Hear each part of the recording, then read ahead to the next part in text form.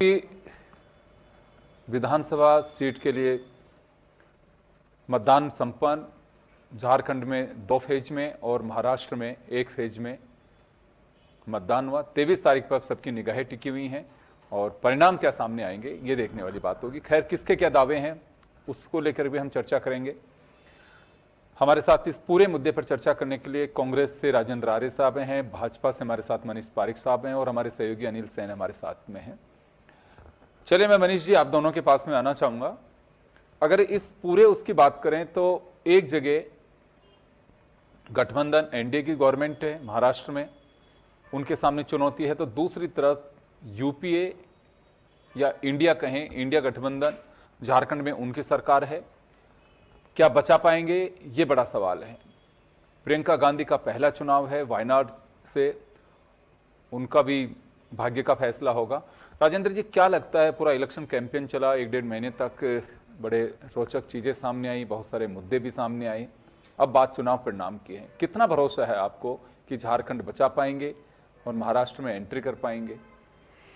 देखिए योगेंद्र जी की जहाँ तक 5 राज्यों में 15 विधानसभाओं के उपचुनाव की बात है, चाहे महाराष्ट्र के अंदर और झारखंड के अंदर विधानसभा चुनाव की बात है, तो निश्चित रूप से इन दोनों राज्यों के लिए लोकतंत्र का महापर्व है और निश्चित रूप से कांग्रेस पार्टी ने उसी के हिसाब से तैयारी की है। झारखंड के अंदर हमारी सरकार है, तो निश्चित रूप से हम अपनी सरकार के जो बेहतरीन कार्य हैं या जिस तरीके से हमारे मुख्यमंत्री को जिस तरीके से मतलब सत्ता का दुरुपयोग करके या एजेंसियों का दुरुपयोग करके जेल में डाला और उसके बाद में जेल से वो रिहा होकर आए और उसके बाद उन्होंने वापस से उस सरकार को संभाला। और रही बात महाराष्ट्र की, तो महाराष्ट्र में भी जिस तरीके से महाविकास आघाड़ी के जो हमारी सरकार थी उद्धव ठाकरे जी के नेतृत्व में, उस सरकार को भी जिस तरीके से धन बल का या एजेंसियों का दुरुपयोग करके अपदस्थ किया गया, उस बात का भी लोगों के अंदर आक्रोश है। और ये आक्रोश इसलिए भी है, और ये आपने देखा होगा कि जो 2024 के लोकसभा चुनाव थे उसमें भी हमारे गठबंधन को, शिवसेना उद्धव और एनसीपी शरद पवार और कांग्रेस को 30 से अधिक सीटें मिली थी। तो ये हमारे लिए उस वक्त भी जनता ने, महाराष्ट्र की जनता ने भरोसा किया था और अभी भी हम लगातार, चाहे किसानों के मुद्दे की बात हो, अपनों ने भरोसा नहीं किया आप पे? नहीं, हमारे देखिए जिस तरीके से मैंने आपको बताया ना कि एनसीपी को और शिवसेना को भाजपा ने धन बल से या एजेंसियों के दुरुपयोग करके तोड़ा और उनको जिस तरीके से प्रलोभन दे के सत्ता, अब उसका चुनाव पे क्या इम्पैक्ट है? उसका उसी की महाराष्ट्र की जनता की टीस है, क्योंकि महाराष्ट्र के अंदर जिस तरीके का भाजपा ने पिछले सालों में, जब से इन्होंने सरकार बनाई शिवसेना शिंदे के साथ में, एकनाथ शिंदे को मुख्यमंत्री बनाकर या अजीत पवार को मुख्यमंत्री बनाकर, जिसके ऊपर ये कि भ्रष्टाचार के तमाम आरोप लगाते थे, तो उसका असर पड़ेगा। उसका असर पड़ेगा। और जो महाराष्ट्र के जो प्रोजेक्ट्स थे, उन प्रोजेक्ट्स को जिस तरीके से गुजरात में ले जाया गया या जिस तरीके से धारावी के प्रोजेक्ट को मतलब अपने मित्र को विशेष रूप से दिया गया, जिस तरीके धारा की बहुत ये तो बात है। महाराष्ट्र, झारखंड को लेके कितना भरोसा है आपको? झारखंड में हम पूरी तरीके से भरोसे में हैं और जिस तरीके से झारखंड के अंदर और दूसरा महाराष्ट्र में भी हमें पूरा भरोसा है। हम निश्चित रूप से दोनों राज्यों में सरकार बनाएंगे। जो गलतियां हमारे से हरियाणा के दौरान रही थी उनको भी हम मतलब यहाँ पे सुधारने का प्रयास करेंगे और किसानों के मुद्दे हो गया जो प्रयास होना था, अब तो वोट डल गए। हाँ, वोट डल गए। अब वो वोट हमारे आशा के अनुरूप ही पड़े हैं। और निश्चित रूप से भ्रष्टाचार की भी बात हो तो ये भ्रष्टाचार के भी तमाम मामले वापस इसमें उजागर हुए, जिस तरीके से मैं वापस आ रहा हूँ भ्रष्टाचार की। देखो, आप बात कर रहे हैं, अभी मनीष पारिक जी भी कहेंगे कि झारखंड में भी भ्रष्टाचार की बोलबाला रहा। भ्रष्टाचार साबित होना और जुबानी हमले में बड़ा अंतर होता है, क्योंकि पब्लिक में जो नैरेटिव सेट किया जाता है वो पब्लिक के जहन में भी उतर जाता है कि ये कहते हैं हमारा साबित नहीं हुआ, तुम कहते हो हमारा साबित नहीं हुआ। तो चलिए मनीष जी, आपके पास में आना चाहूंगा मैं। दोनों राज्य, एक जगह आपकी गवर्नमेंट है, एक जगह आप बेताब है सरकार बनाने के लिए, तो कितना भरोसा है, क्या आधार है उसका? वो तो ये बात तो सही है कि मोदी जी की सरकार में ये बात हुआ है कि there is a rule of law. अगर कोई गलत हो रहा है तो उसको खिलाफ कार्रवाई होगा और गलत ना हो इसके लिए नए कानून बने हैं, तो उसकी ये भी है कि इम्प्लीमेंटेशन ठीक हो जाए, कल्टीवेशन ठीक हो जाए, ये भी कोशिश हुई है।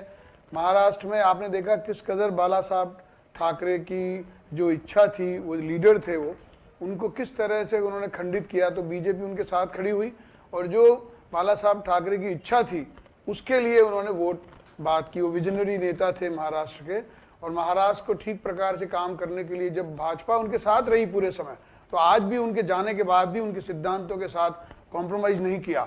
चाहे उनके लिए उनके पुत्र से उनको भी अलगाव भाजपा का हुआ, लेकिन वहाँ पर बीजेपी एक सैद्धांतिक पार्टी बनकर उभरी है, और यही कारण है कि महाराष्ट्र में भाजपा के नेताओं की लोकप्रियता बढ़ी है। हमने त्याग भी किया, जो मुख्यमंत्री थे उनको उप मुख्यमंत्री बनाया, और केवल पद की लड़ाई नहीं लड़ी, तो लोगों का इसका अच्छा इंप्रेशन था।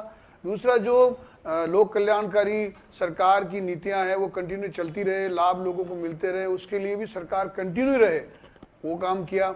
उसके लिए कॉम्प्रोमाइज भी किया, संख्या कम करी है चुनाव लड़ने वालों की, लेकिन for the sake of combination, for the sake of composition BJP ने ये काम किया।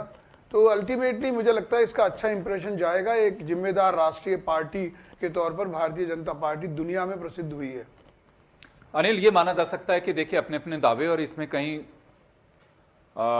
अतिशयोक्ति भी नहीं है कि हर पार्टी ने अपनी ताकत लगाई है, क्योंकि ये बड़ी परीक्षा होती है और कोशिश की जाती है कि अपनी ओर से बेहतर करने के प्रयास किया जा सके। तो क्या लगता है कि कड़ा मुकाबला है, कुछ भी कहना अभी जल्दबाजी होगा, या फिर कुछ संकेत हैं कि हाँ बिल्कुल पब्लिक ने तो दिशा तय कर लिया है, लेकिन कुछ स्थितियां बदल सकती हैं?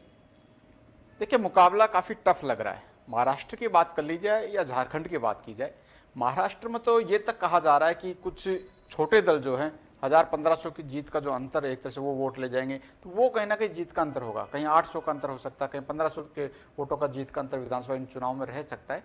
क्या 288 इन सीटों के ऊपर काफ़ी रोचक मुकाबला देखने को मिला है। हर जगह अच्छी फाइट, तमाम पार्टियों ने, तमाम दलों ने पूरी ताकत वहां पर लगाई है, और छोटे छोटे दलों से भी गठबंधन जो है वो वहां पर किया गया है। झारखंड में भी कुछ इसी तरह की स्थितियां हैं, लेकिन दोनों राज्यों की अगर राजनीतिक चीजों को देखा जाए, पिछले 5 साल की राजनीतिक करियर को देखा जाए, अस्थिरता ज्यादा रही है। महाराष्ट्र की बात की जाए, हमने देखा पहले देवेंद्र जी को मुख्यमंत्री की शपथ दिलाई गई, बहुमत नहीं मिला, फिर उद्धव ठाकरे बने, सरकार गिरी, एकनाथ शिंदे मुख्यमंत्री बने। 3 चेहरे जो है महाराष्ट्र में मुख्यमंत्री के देखे।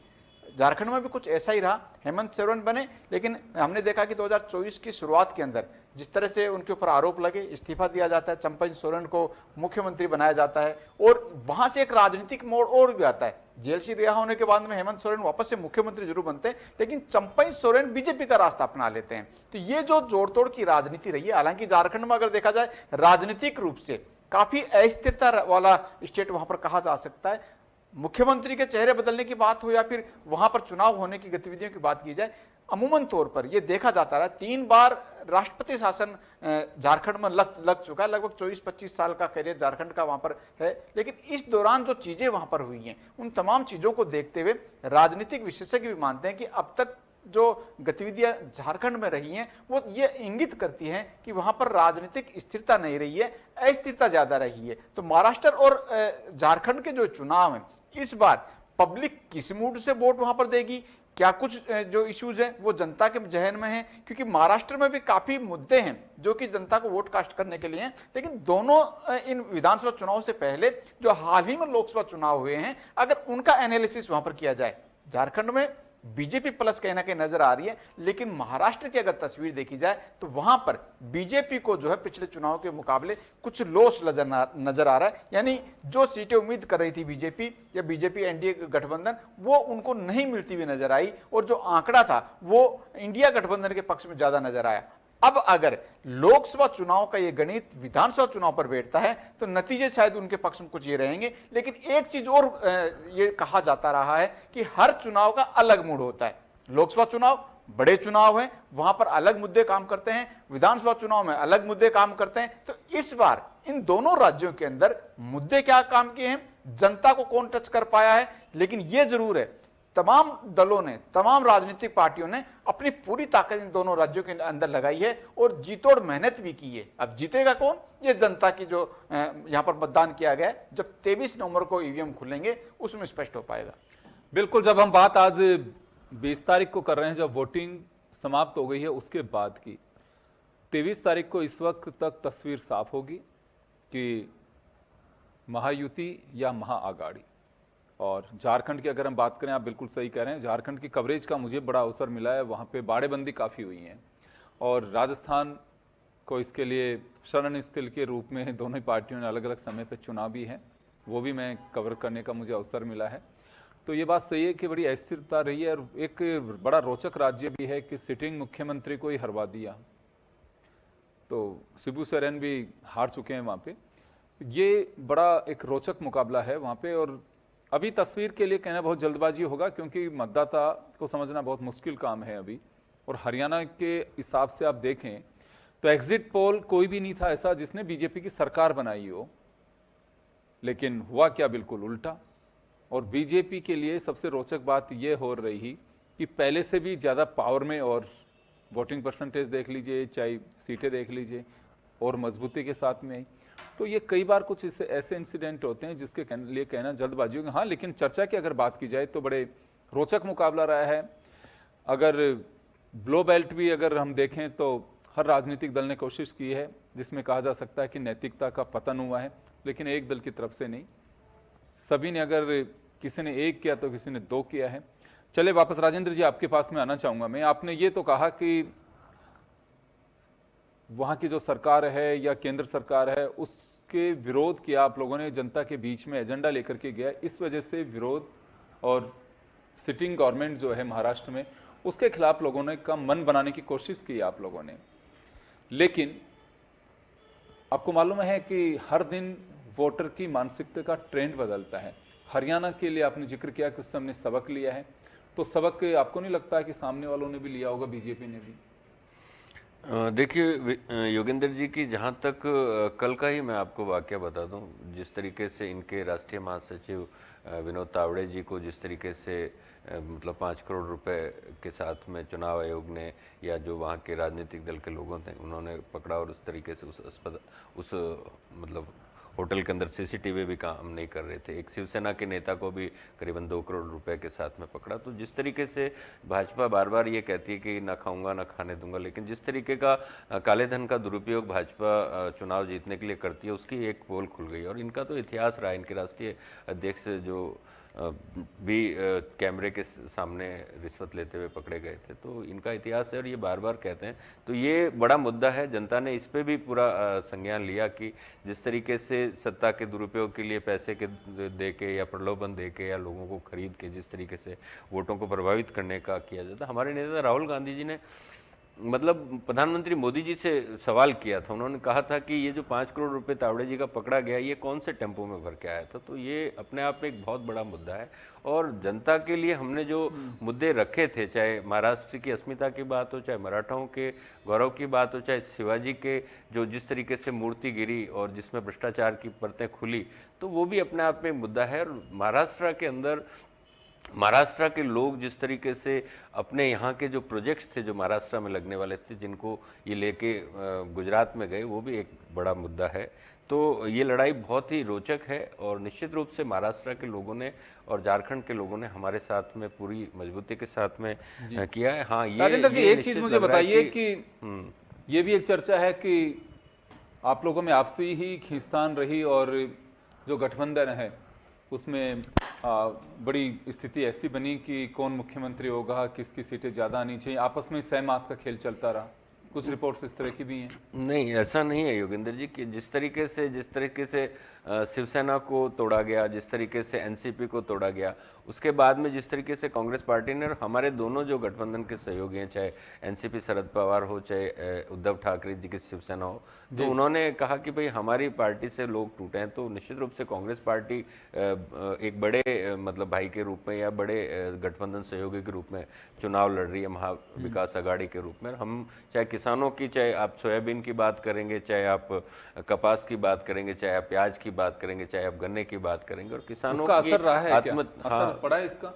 असर पड़ेगा, क्योंकि किसानों की जो मतलब किसानों की आत्महत्या महाराष्ट्र में और खासकर विदर्भ एरिया में बहुत बड़ा मुद्दा है। क्योंकि आपको पता है कि मतलब सबसे ज्यादा ये हमारी 4 जो फसलें हैं महाराष्ट्र की अर्थव्यवस्था का प्रमुख आधार है, और शुगर लॉबी भी वहाँ पे डोमिनेट करती है। और सबसे बड़ा मुद्दा है कि मराठाओं के साथ जिस तरीके से, और भाजपा की जो अंदरूनी लड़ाई, आपको पता होगा जिस तरीके से भाजपा में ये लड़ाई आज की नहीं है, चाहे आप मतलब प्रमोद महाजन जी के टाइम में देखो जिस तरीके से वो गए, उसके बाद में जिस तरीके से गोपीनाथ मुंडे जी को, और अभी भी जो आया है अंदर खाने ये भी खबरें आ रही है कि जिस तरीके की भाजपा की अंदरूनी लड़ाई का टारगेट भी ये हुए, हालांकि वो भ्रष्टाचार करते हुए पाए गए और उनका FIR भी दर्ज हुई है। आपको आपके उनके खिलाफ। विरोध पे भरोसा है कि बीजेपी का जो आप आरोप लगा रहे हैं खींचतान या अंतरकलह पे भरोसा ज्यादा है?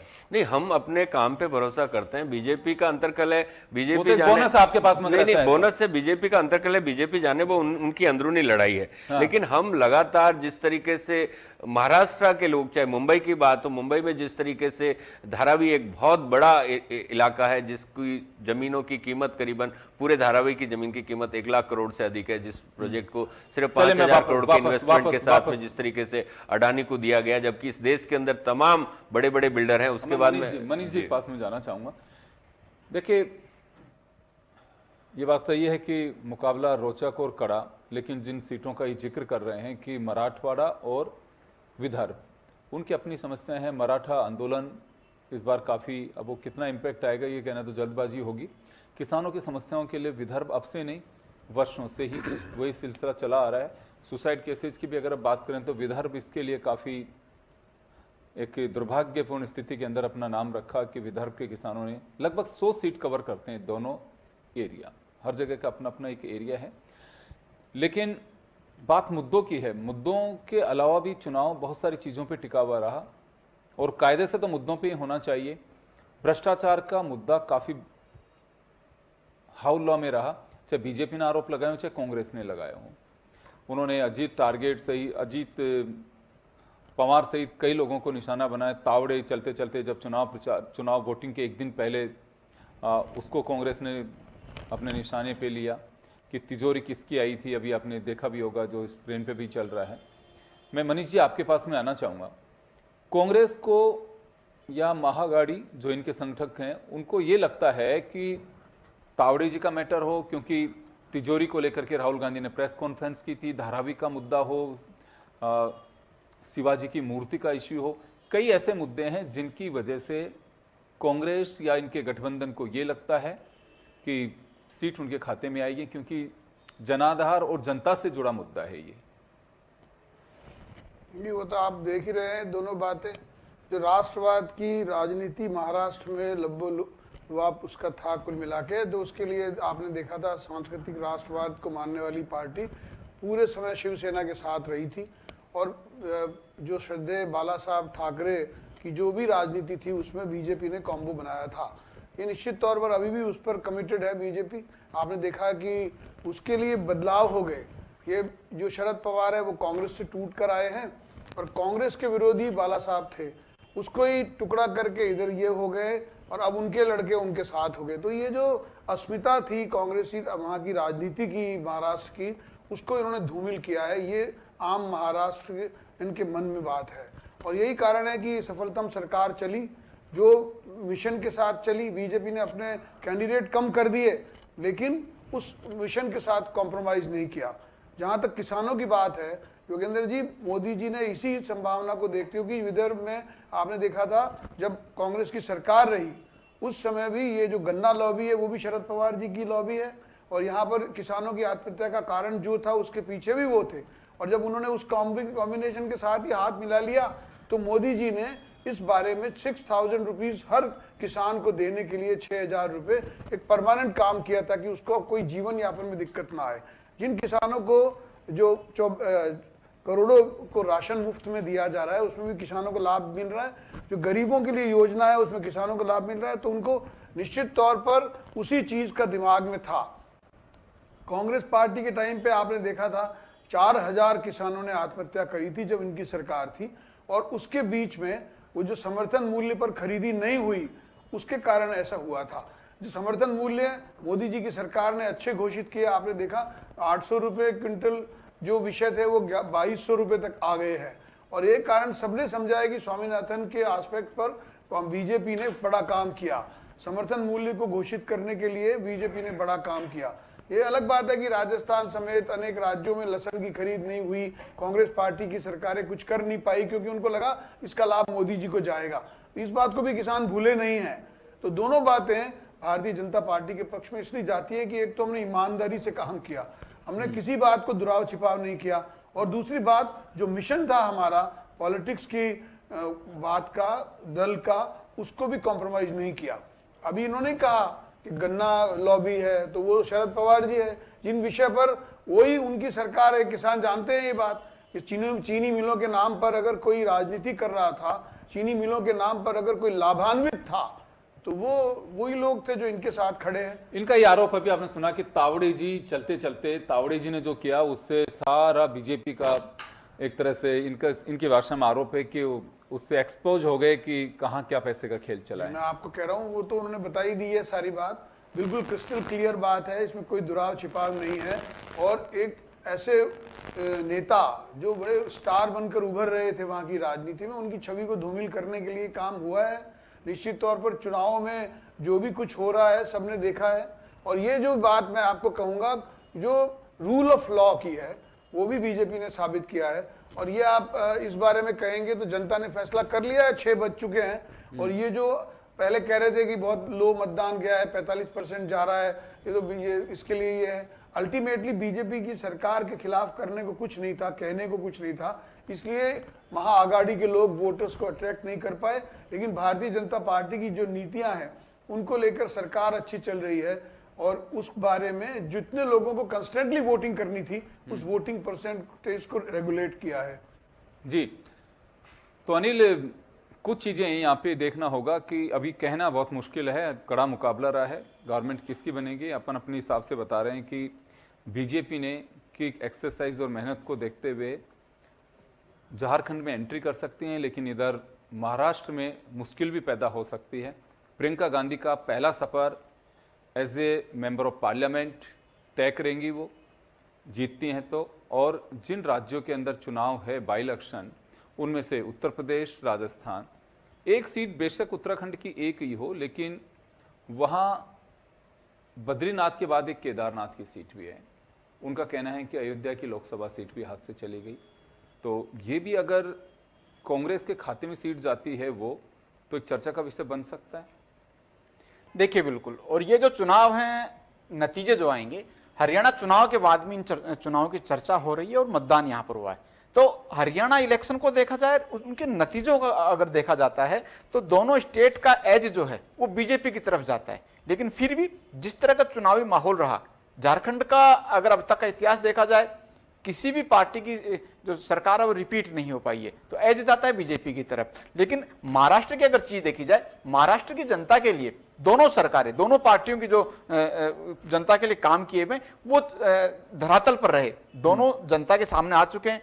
उद्धव ठाकरे जब मुख्यमंत्री थे, जनता के लिए क्या काम किया, या शिंदे यहाँ पर रहे तो शिंदे यहाँ पर रहे तो वो कितना काम कर सके, ये दोनों एनालिसिस करने के लिए जनता के बीच में तमाम चीजें हैं। हालांकि दलों की एक अलग चीज वहां पर है कि दलों में तोड़फोड़ रही, किस तरह से बगावत वहां पर हुई और बगावत का खामियाजा किसको यहां पर भुगतना पड़ सकता है। तो ये तमाम जो तस्वीर है इन चुनाव की, अच्छी तस्वीर है।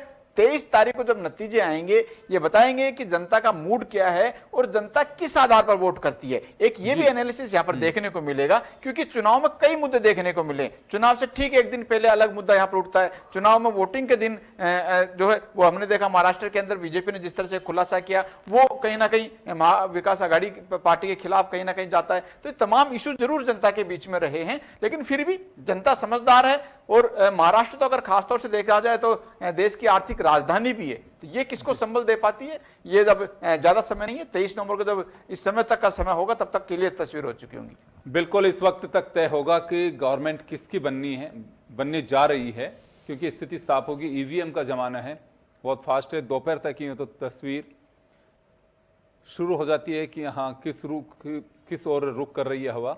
लेकिन हाँ, जो हम वक्त पे चर्चा कर रहे हैं उस वक्त तक सारा स्थिति और आंकलन आपके सामने होगा कि हाँ किसकी सरकार बनेगी।